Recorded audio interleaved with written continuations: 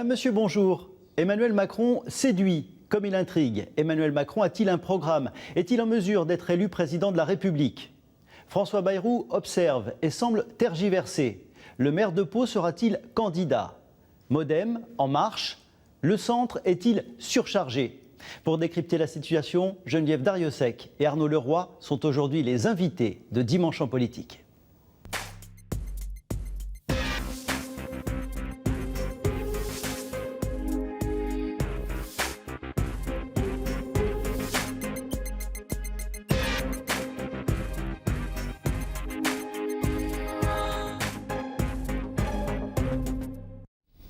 Geneviève Darrieussecq, bonjour. Bonjour. Merci d'avoir accepté notre invitation. Vous êtes maire de Mont-de-Marsan depuis 2008.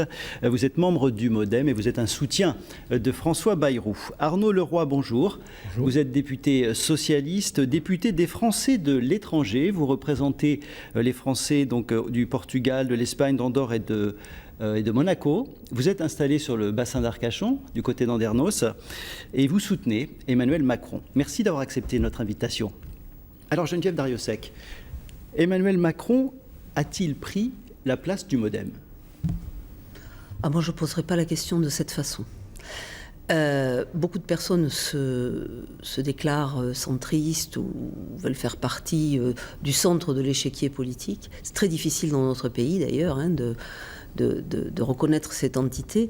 Le centrisme, c'est quand même un corpus bien particulier, avec une histoire, avec aussi des valeurs particulières qui sont développées depuis par les fondateurs un petit peu, et puis par François Bayrou actuellement. Est-ce que cette histoire n'a pas été un peu oubliée? Est-ce qu'aujourd'hui les centristes, ce sont des gens qui ont du mal à se positionner à droite ou à gauche?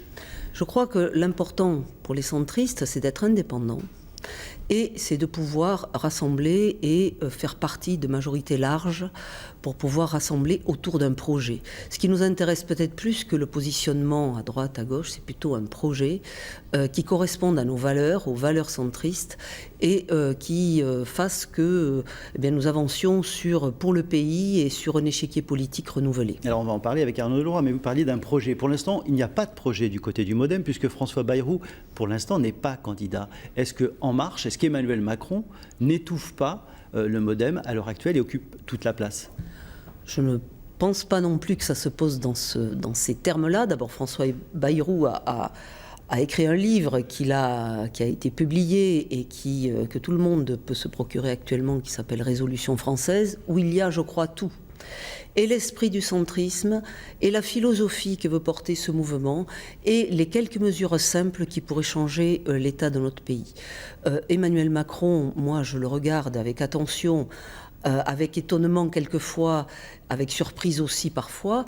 Il construit un projet avec des citoyens, si j'ai bien compris la démarche. Il construit un projet avec des citoyens, ce qui est louable au XXIe siècle. Je ne sais pas sur quel corpus il s'appuie, donc c'est un peu une énigme. Arnaud Leroy va nous expliquer tout ça, mais évidemment, en ce début d'émission, j'ai envie de vous poser la question. François Bayrou sera-t-il candidat? Va-t-il enfin se déclarer ou prendre une position définitive? François Bayrou, je n'en sais rien. François Bayrou est maître de cette décision. Ce qui est certain, c'est qu'il attend. Qu'est-ce qu'il attend? Quels sont les critères qui pourraient entraîner un changement et une candidature? Ce qu'il attendait dans cette élection, c'est de pouvoir créer un rassemblement le plus large possible pour essayer justement de barrer la route à Mme Le Pen.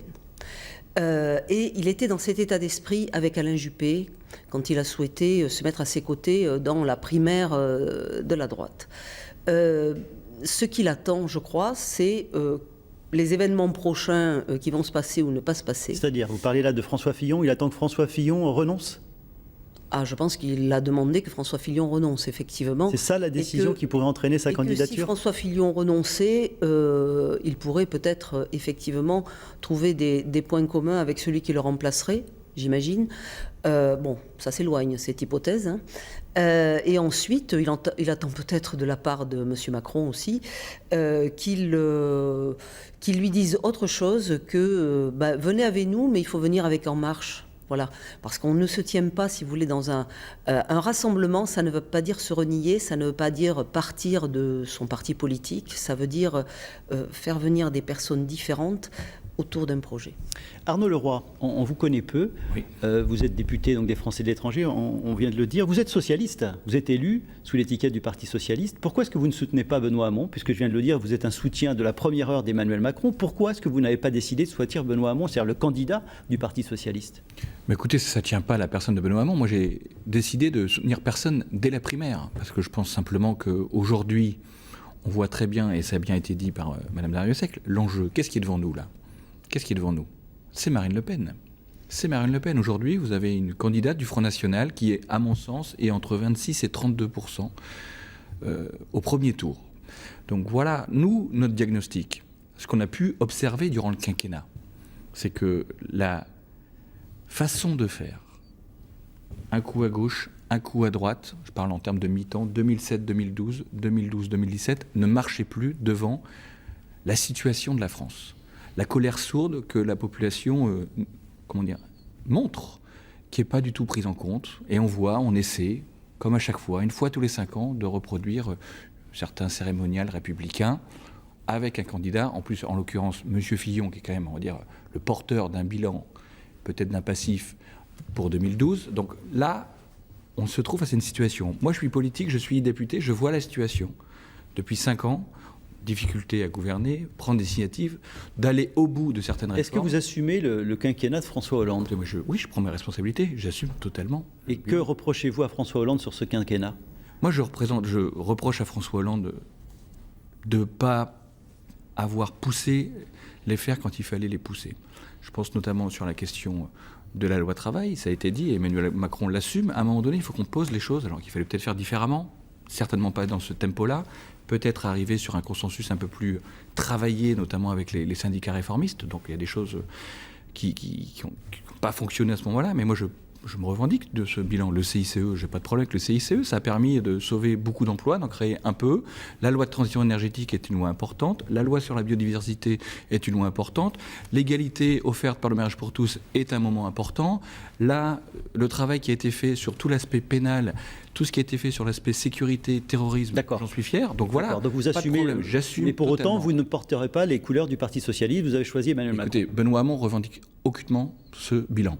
Geneviève Darrieussecq, vous évoquiez François Fillon il y a quelques minutes. A-t-il commis une faute, François Fillon? Pour moi, oui. Doit-il renoncer, selon vous? Une faute morale, une faute d'éthique. Et j'estime que quand on est dans les représentants d'un État et responsable d'un État, voilà, il faut qu'il y ait de l'éthique, et on ne peut pas demander des efforts à ses concitoyens, et des efforts importants, si soi-même on ne s'applique pas une certaine règle morale. On a entendu que la justice ne renoncerait pas, il n'y aurait pas de classement sans suite. Donc François Fillon poursuit pour autant sa campagne. Arnaud Leroy, est-ce que vous pensez vous aussi que François Fillon a commis une faute et qu'il devrait arrêter? Mais c'est plus qu'une faute, monsieur. C'est une gifle à la République. C'est un crachat au visage de Marianne, c'est ce qui est en train de se passer. Est-ce que vous voyez le poison qu'on est en train d'instiller dans le débat démocratique? Le rapport à la justice. Qu'est-ce que vous allez... J'entendais hier François Fillon dans un meeting nous parler de ses propositions contre la délinquance, notamment des jeunes. Quel crédit il a? Quel crédit il a? Quel crédit il a? Aller voir des personnes en leur disant, écoutez, vous serez peut-être moins remboursé, vous devriez travailler plus pour gagner moins. Quel crédit il a? Donc voilà, moi je ne porte pas de jugement, j'espère que la justice fera son travail très vite pour qu'on puisse avoir une présidentielle sereine. Vous mentionniez que j'étais député des Français à l'étranger. Qu'est-ce que vous pensez du regard de l'étranger aujourd'hui sur la France? Est-ce que François Fillon s'en occupe de ça? Lui qui est toujours le paragon, soi-disant, de la vertu. Est-ce qu'il s'interroge? Est-ce qu'il lit la presse allemande ou anglaise depuis quelques jours, qui se dit, mais ce pays est totalement fou d'avoir un candidat qui aujourd'hui nous dit, ou hier, je ne sais plus, qu'il continuera sa course à l'Élysée, même s'il est mis en examen. Où va-t-on? Geneviève Darrieussecq, si François Bayrou ne se présente pas, alors on sera fixé très prochainement probablement, qui soutiendrez-vous? Pour qui déciderez-vous de voter? Écoutez, moi, à l'heure actuelle, j'ai pas d'offre. Vous ne vous y retrouvez pas? Est-ce que Emmanuel Macron, par exemple, pourrait être votre candidat si toutefois... Personnellement, oui. Je n'ai pas d'offre. Je trouve que c'est même dramatique, à 2 mois d'une élection présidentielle, alors que nous avons... Ce n'est quand même pas le président d'une association que nous allons élire. C'est le président de la France. Moi, il me semble que nous avons, dans l'état dans lequel nous sommes, il me semble que nous avons besoin de quelqu'un qui soit enraciné, qui ait des racines fortes, je veux dire, qui soit sécurisant, qui donne confiance, qui soit rassurant. Et à l'heure actuelle, nous n'avons pas ce candidat. François Fillon, en dehors de tout programme, hein, je parle déjà en dehors pour la personnalité, François Fillon, bon, pour moi, c'est terminé, et je peux vous assurer que dans la population que je vois tous les jours autour de moi, le constat est très sévère. Emmanuel Macron, moi je trouve sympathique, mais je ne comprends pas tout. Il y a des prises de position un jour particulières, le lendemain. Enfin voilà, j'ai l'impression que qu'il se cherche, et quelquefois qu'il fait peut-être des erreurs par manque d'habitude, ou pourtant il a des références historiques. Je crois que c'est quelqu'un qui a quand même une culture importante de notre pays. Est-ce que, comme François Bayrou en 2012, vous avez voté socialiste? Non. Et donc ce n'est pas quelque chose J'ai voté blanc. D'accord.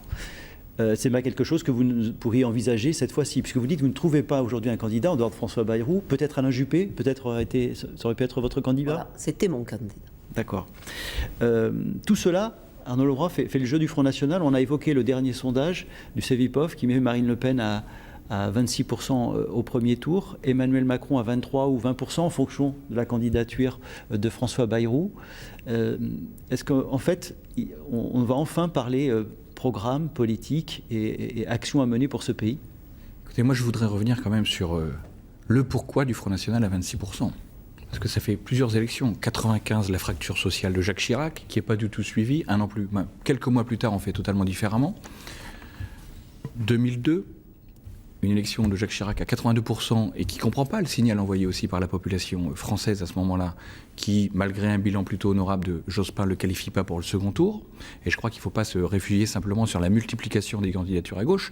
Si un candidat Premier ministre sortant est incapable de faire plus de 20%, c'est qu'il y a quand même quelque chose qui cloche. Donc premier point, 2007, désillusion à nouveau. 2012, on voit qu'il y a une désillusion. Donc nous sommes arrivés à un moment de vérité pour le pays. C'est ça qu'il faut avoir en considération. Et c'est pour ça que moi j'ai aussi rejoint Emmanuel Macron. Nous sommes des quarantenaires, jeunes parents, pour beaucoup d'entre nous, et on se rend compte, on se dit, mais mon ennemi politique, c'est plus du tout le fameux droite-gauche ou quoi que ce soit. Et je reviendrai sur le titre de votre émission tout à l'heure sur le centre.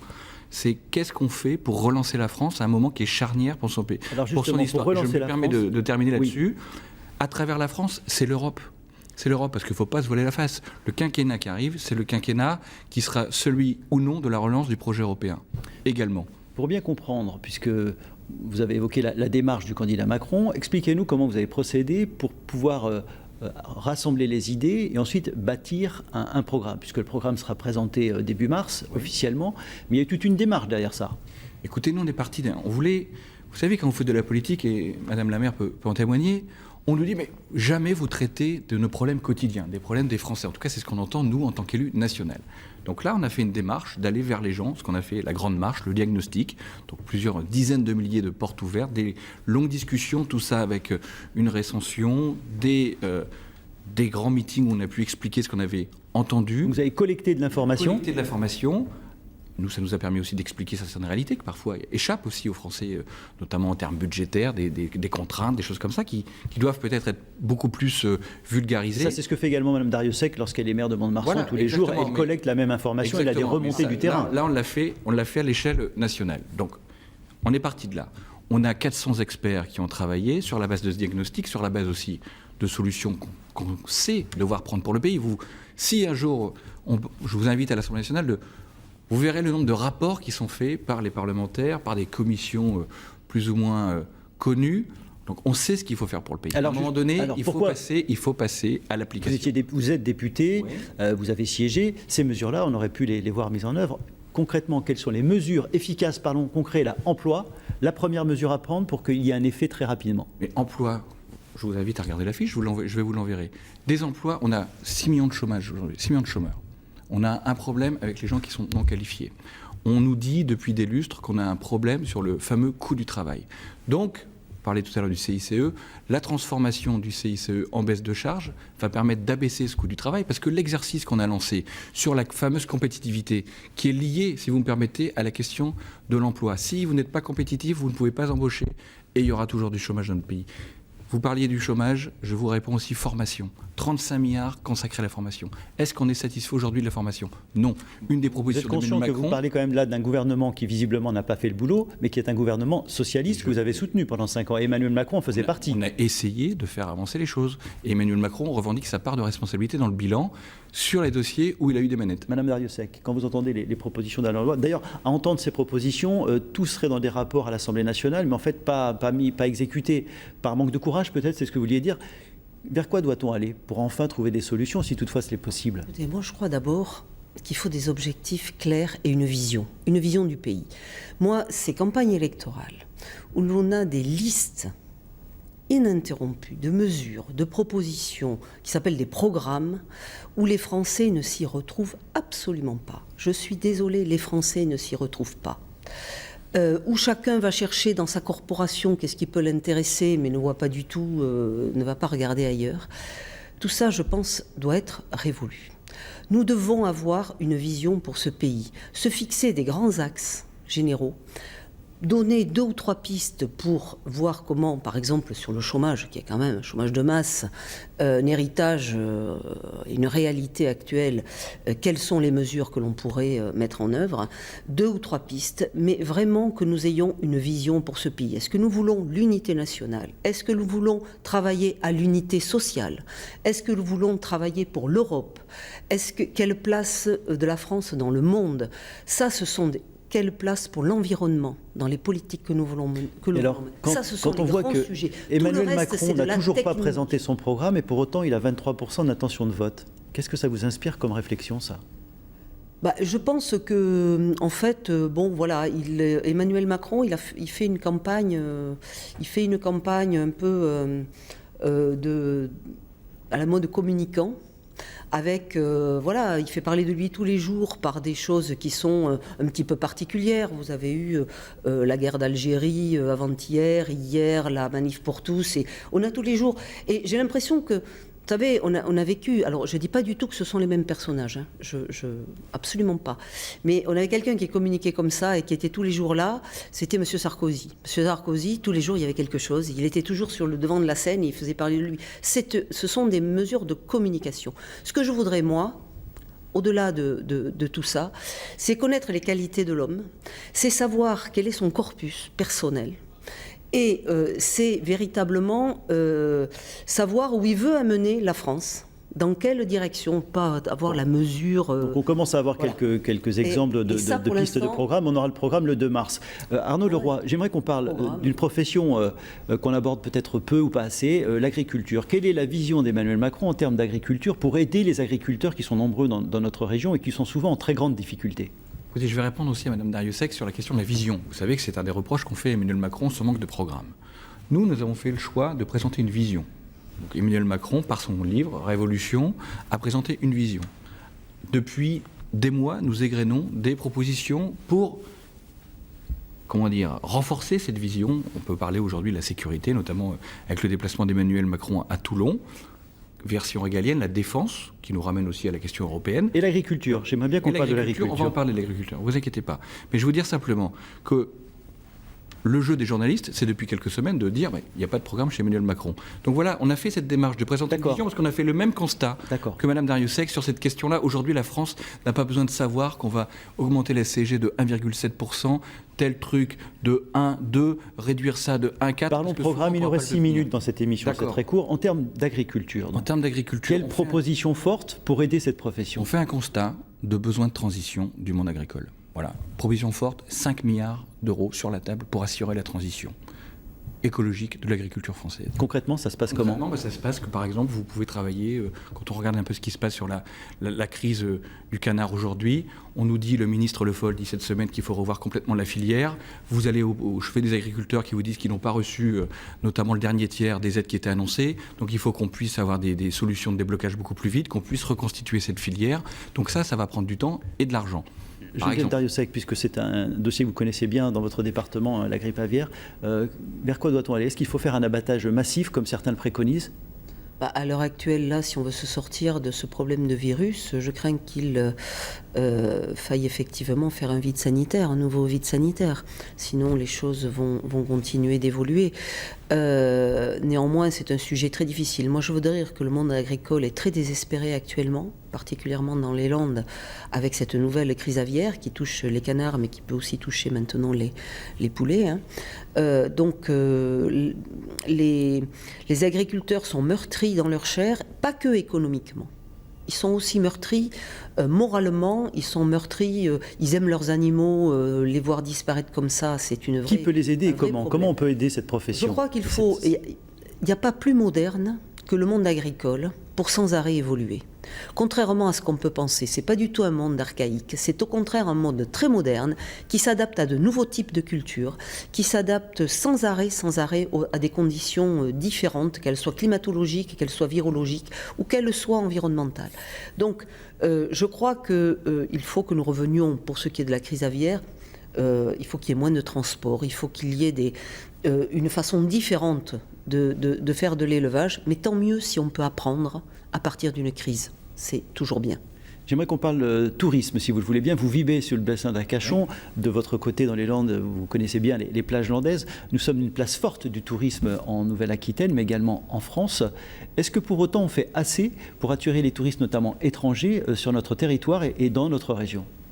Écoutez, déjà, il y a un objectif qui a été fixé d'accueillir 100 millions de touristes à l'aune de 2020. Cette année, c'était 82-83 millions. Hein. Bon, il y a aussi un impact très fort des attentats et surtout, il y a une très forte présence touristique sur Paris. Aujourd'hui, je pense qu'il faut pouvoir dispatcher les touristes de manière différente sur l'ensemble du territoire. Comment on fait pour les faire venir ailleurs? Les faire venir, ça veut dire qu'il faut certainement améliorer l'offre hôtelière, notamment dans le milieu de gamme, par exemple. Regarder un petit peu l'offre annexe quand on a de l'hébergement touristique. Il y a toute cette question de ce qu'on appelle des réchauffements des lits, notamment des anciennes résidences ou centres d'accueil de tourisme sociaux qui sont assez présents sur le bassin d'Arcachon notamment, qu'il faut peut-être relancer. La question des colonies de vacances, le tourisme social, je pense que ça quelque chose, on parlait tout à l'heure d'unité sociale, d'inégalité.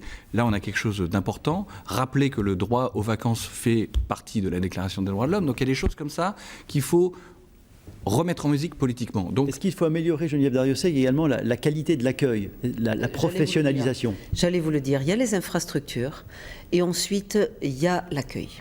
Et l'accueil, pour moi, c'est 50 ou 80% de nos capacités à faire venir les gens, à faire en sorte qu'ils soient contents d'être là et qu'ils promeuvent eux-mêmes. Et là, est-ce qu'on est défaillant? Est-ce qu'on est défaillant? Je pense. Très sincèrement, précisément, je pense que nous sommes défaillants. Je pense que nous ne savons pas accueillir en France.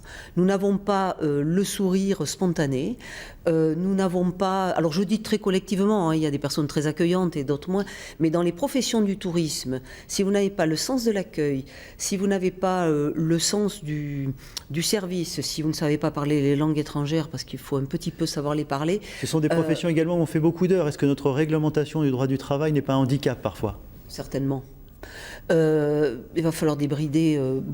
il faut faire confiance à l'initiative. Et dans ce pays, il n'y a pas d'initiative, il n'y a que du bridage partout.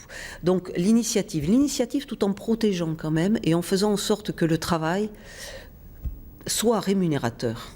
Parce que, ça ne veut pas dire faire travailler des personnes... Justement, et ce sera pour conclure la dernière partie de cette émission, Arnaud Leroy, la proposition de Benoît Hamon sur le revenu universel, c'est quelque chose qui vous semble réalisable? Et puis, est-ce que c'est une philosophie qui vous plaît? Écoutez, il y a la philosophie, moi je ne suis pas dans cette philosophie-là. Secondo, il y a une réalité économique et budgétaire sur le financement de la mesure. Donc moi j'attends de voir. Je sors d'un quinquennat où j'ai entendu pendant 4 ans ras-le-bol fiscal. Je pense qu'il faut à un moment donné aussi savoir mettre la pédale douce sur les prélèvements obligatoires, sur les impôts, parce que c'est aussi une forme de pouvoir d'achat que de diminuer, en tout cas de ne plus faire augmenter les impôts pour que les personnes puissent soit partir en vacances, soit acheter des équipements, payer des biens de consommation de meilleure qualité, notamment pour la transition énergétique. Donc il y a tout ça à prendre en considération. Donc pas extrêmement Geneviève supporter. Darrieussecq, pour finir, il reste 20 secondes également sur la même question concernant le revenu universel proposé par Benoît Hamon. Est-ce que c'est quelque chose qui vous parle? Non, pas du tout. Pour des raisons d'impossibilité budgétaire, d'abord. Et ensuite, c'est surtout une impossibilité budgétaire. Ensuite, je crois par contre, moi ce qui me parle, c'est effectivement de continuer à être non seulement bienveillant, mais très actif pour ceux qui sont le plus en difficulté, pour faire de l'inclusion, et ça passe bien sûr par l'éducation, on le sait, ça passe par le travail, ça passe par la reconnaissance, Voilà, ça passe par la confiance. C'est la fin de cette émission. Merci Geneviève Darrieussecq, merci Arnaud Leroy, merci d'avoir participé à Dimanche en politique. Dans quelques instants, Francis Letellier reçoit Jean-Pierre Raffarin. Excellent après-midi, merci.